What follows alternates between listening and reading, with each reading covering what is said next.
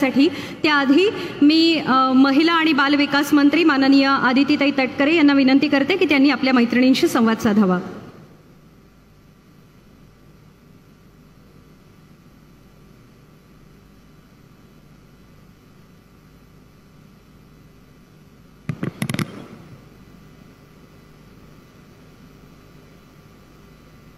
सबंध हिंदुस्थानाचा आराध्य दैवत छत्रपती शिवाजी महाराजांना मानाचा मुजरा करून, छत्रपती संभाजी महाराजांना मानाचा मुजरा करून, फुले शाहू आंबेडकरांच्या विचारांना विनम्र अभिवादन करून आज राज्याचे लोकप्रिय मुख्यमंत्री एकनाथजी शिंदे साहेब यांच्या प्रमुख उपस्थितीमध्ये यांच्या हस्ते पार पडत असलेल्या मुख्यमंत्री महिला सशक्तीकरण अभियानाच्या निमित्ताने व्यासपीठावर उपस्थित असणारे सन्मान्य, खऱ्या अर्थानं आपल्या सर्व जणींच्याच आयुष्यामध्ये एक थोरल्या भावाची भूमिका निभावणारे आणि जबाबदारी घेणारे राज्याचे सन्मान्य मुख्यमंत्री एकनाथजी शिंदे साहेब, व्यासपीठावर उपस्थित असणारे या जिल्ह्याचे पालकमंत्री ज्यांच्या पुढाकारातून आज हा कार्यक्रम या निमित्ताने आयोजित होत आहेत, ते माननीय उदयजी सामंत साहेब,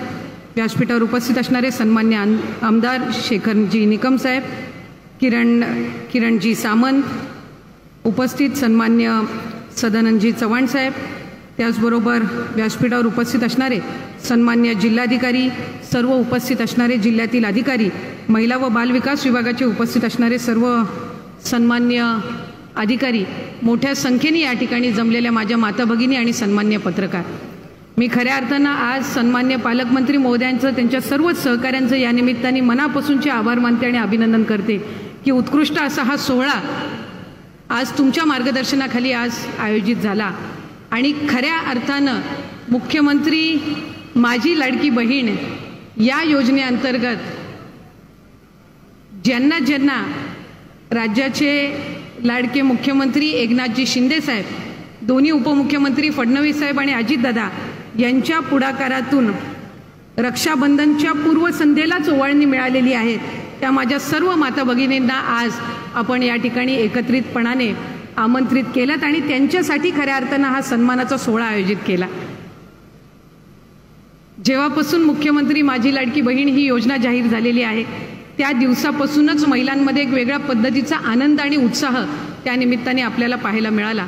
खरं तर मुख्यमंत्री महिला सशक्तीकरण अभियान हे अभियान ज्या वेळेला सन्मान्य मुख्यमंत्री महोदयांच्या मार्गदर्शनाखाली सुरू केलं तेव्हापासूनच त्या अभियानाअंतर्गत एक उद्दिष्ट साहेब आपण ठेवलं की 2 कोटीपेक्षा अधिक महिलांना आर्थिकरित्या सक्षम करण्याची भूमिका ही महायुतीच्या सरकारने घेतली आणि मग त्या अंतर्गत एसटीमध्ये प्रवास करत असताना 50% सवलत असेल, त्याचबरोबर उच्च शिक्षणामध्ये महिलांना, मुलींना त्यांच्या उच्च शिक्षणाची जबाबदारी असेल, 3 मोफत गॅस सिलेंडर असतील, या सर्व महत्त्वाकांक्षी योजना साहेब आपल्या नेतृत्वाखाली आल्या।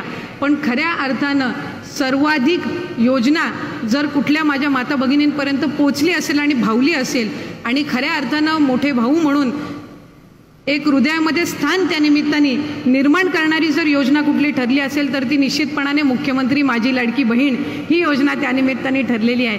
आणि आज रत्नागिरी जिल्ह्यामध्ये सुद्धा 2,60,000 पेक्षा अधिक लाभार्थी हे आपण या योजनेअंतर्गत नोंदवू शकलेलो आहोत आणि साधारणपणे प्राप्त झालेल्या अर्जांपैकी 90% पेक्षा जास्त सक्सेस रेशो या जिल्ह्यांनी सुद्धा आपल्यासमोर ठेवलेला आहे। आणि 14 तारखेपासूनच साहेब यांना आपण लाभ वितरित करायचं आपल्या सूचनेनुसार ठरवलं आणि मला आनंदाने या ठिकाणी सांगावंसं वाटतंय की आज इथं उपस्थित असणाऱ्या 99.99% महिलांच्या खात्यामध्ये डीबीटी त्या ठिकाणी झालेला आहे। 1% जर एखाद्याचं आधार कार्ड लिंक झालं नसेल किंवा सीडेड नसेल तरच ते चुकून राहिलेलं आहे। पण साधारणपणे साहेब आपल्या मार्गदर्शनाखाली अधिकाधिक माझ्या माता भगिनींना लाभ देण्याचा त्या निमित्ताने आपण प्रयत्न केला। खऱ्या अर्थानं ही संपूर्ण योजना राबवत असताना माझ्या अंगणवाडी सेविका आणि माझ्या मदतनीस यांनी घेतलेली मेहनत सुद्धा या ठिकाणी वाखाणण्याजोगी आहे आणि खऱ्या अर्थानं प्रत्येक घरामध्ये जाऊन फॉर्म भरून त्या लाभार्थ्यापर्यंत लाभ पोहोचवण्याचं काम जर कोणी केलं असेल तर माझ्या अंगणवाडी सेविका आणि मदतनीस यांनी त्या निमित्ताने केलं। त्यामुळे आजच्या कार्यक्रमाच्या निमित्ताने मी त्यांचे सुद्धा या निमित्ताने आभार मानते। आणि मुख्यमंत्री माझी लाडकी बहीण या योजनेअंतर्गत पहिल्यांदाच कुठल्याही शासकीय योजनेमध्ये अशासकीय कर्मचाऱ्यांना आपण साहेब लाभ देत आहोत। ही एकमेव योजना आहे जिथं आपण अशासकीय कर्मचाऱ्यांना सुद्धा लाभ देत आहोत। म्हणजे माझी अंगणवाडी सेविका मदतनीस आशा सेविका ही लाभार्थ्यांचे फॉर्म पण भरते, पण या योजनेमध्ये ती सुद्धा लाभार्थी आहे आणि म्हणून तिच्याही खात्यात आपण दर महिन्याला 1500 इतका लाभ हा त्या निमित्ताने वितरित करत आहोत। आणि त्याचबरोबर प्रत्येक पात्र फॉर्मच्या मागे 50 रुपयाचं इन्सेंटिव्ह आपण त्यांना ठेवलेलं आहे। त्याच्यामुळे त्यांची मेहनत याची निश्चितपणाने विभाग म्हणून महायुतीचं सरकार म्हणून दखल घेऊन अधिकाधिक प्राधान्य देण्याचा त्यांच्यासाठी सुद्धा आपण हा प्रयत्न करत आहोत। मी या निमित्ताने सन्मान्य पालकमंत्री महोदयांचे विशेष अभिनंदन करीन, विशेष आभार मानीन की सिंधू रत्न योजनेअंतर्गत त्यांनी इथल्या पर्यटनाला चालना देण्याच्या दृष्टिकोनातून, महिलांना सक्षम करण्याच्या दृष्टिकोनातून जे टुरिझम बसेसची सुविधा त्यांनी सुरू केलेली आहे ती चालवण्याची जबाबदारी सुद्धा त्यांनी बचत गटांना दिलेली आहे आणि या उपक्रमाला उत्तम असा प्रतिसाद मिळत आहे। आपल्या राज्यामध्ये रत्नागिरी जिल्हा हा पहिला ठरलेला आहे की अशा पद्धतीचा नाविन्य उपक्रम राबवणारा। त्यामुळे निश्चितपणाने मी मनापासूनचे ऋण या कार्यक्रमाच्या निमित्ताने व्यक्त करते। ज्या वेळेला आपण ही योजना आणली त्यावेळेला खऱ्या अर्थानं अनेक आमच्या माता भगिनी बोलायच्या की आमच्या घरातल्या पुरुषासोबत पतीसोबतची आमची जॉईंट अकाउंट आहे, आमच्या भावासोबतची आमची जॉईंट अकाउंट आहे, किंवा तुम्ही ती अट का टाकली आहे की आमचं स्वतःचंच वैयक्तिक त्या ठिकाणी अकाउंट असावं, जॉईंट का नसावं। तर त्यामागची भूमिका ही महायुतीच्या सरकारची माझ्या भगिनींनो ही होती की हा जो लाभ आहे 1500चा जो सन्मान निधी आहे हा तुमच्या वैयक्तिक खात्यामध्ये पोचला पाहिजे, कारण खऱ्या अर्थानं हा जो सन्मान निधी आहे हा तुमच्यासाठी आहे, तुमच्या सक्षमीकरणासाठी आहे। जॉईंट अकाउंटमध्ये तुम्हाला सकाळी डीबीटी आल्याचा मेसेज तर येईल, पण संध्याकाळी तुम्ही विड्रॉ करायला जाईपर्यंत तुमच्या जॉईंट अकाउंटमध्ये तो 1500चा निधी राहिला असेल का विड्रॉ झाला असेल याची खात्री ही निश्चितपणाने या ठिकाणी आपल्याला नसल्यामुळे त्याच्या मागची भूमिका ही होती की जॉईंट अकाउंटपेक्षा ज्या वेळेला तुमचं वैयक्तिक अकाउंट असेल त्यावेळेला तुमच्या मोबाईल नंबरवर ज्या वेळेला डीबीटीचा मेसेज येईल तो एक आनंद असेल।